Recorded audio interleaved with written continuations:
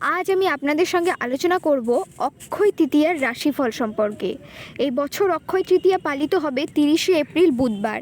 এই দিনে বৃষ রাশিতে বৃহস্পতি এবং চন্দ্রের মিলনে তৈরি হবে গজকেশরী রাজযোগ। এই দিনে অক্ষয় যোগও তৈরি হচ্ছে। অক্ষয় তৃতীয়ার দিনটি শাস্ত্রমতে বিশেষ শুভ। এই বছর অক্ষয় তৃতীয়ার দিনটি আরও গুরুত্বপূর্ণ হতে চলেছে বেশ কয়েকটি কারণে। 100 বছর পর গ্রহ নক্ষত্রের বিশেষ অবস্থানের কারণে এই বছর অক্ষয় তৃতীয়ায় তৈরি হতে চলেছে রাজযোগ। এছাড়াও মীন রাশিতে চতুর্গ্রহী মালব্য এবং লক্ষ্মীনারায়ণ রাজযোগের নির্মাণ হচ্ছে। একাধিক শুভযোগের প্রভাব পড়বে 12টি রাশির জাতক জাতিকার ওপরেই। তবে বিশেষভাবে লাভবান হবেন 3টি রাশি। সেই 3টি রাশি হলো ধনু রাশি, সিংহ রাশি আর বৃষ রাশি।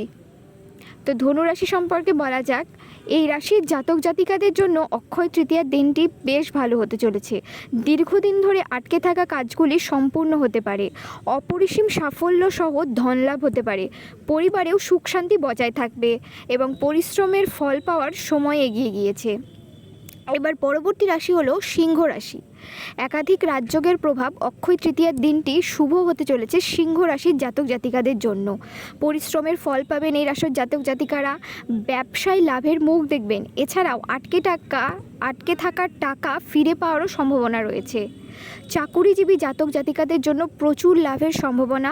কোনো বড় অর্ডার বা প্রজেক্ট পাওয়া যেতে পারে। তারপরে আধ্যাত্মিকতার দিকে এদের ঝোঁক বেশি দেখা যেতে পারে। এছাড়াও এই সময় বাড়ি গাড়ি ইত্যাদি কেনার স্বপ্ন পূরণ হতে পারে আর কেরিয়ারেও উন্নতির যোগ রয়েছে। এবং পরবর্তী রাশি হলো বৃষ রাশি। এই রাশির জাতক জাতিকাদের জন্য অক্ষয় তৃতীয়ার দিনটি বেশ ভালো হতে চলেছে। প্রতিটি ক্ষেত্রে প্রচুর সাফল্য এবং ধনলাভের সম্ভাবনা। এছাড়াও সমাজে মানসম্মান বৃদ্ধি পাবে এবং আয়ের নতুন উৎস খুলতে পারে। চাকুরিজীবী জাতক জাতিকারা কর্মক্ষেত্রে তাদের কাজের প্রশংসা পাবেন। বেতন বৃদ্ধি সহ পদোন্নতি পাওয়া যেতে পারে। এছাড়াও আধ্যাত্মিকতার দিকে ঝোঁক হতে পারে, যার ফলে আপনি অনেক ধর্মীয় স্থানে যেতে পারেন।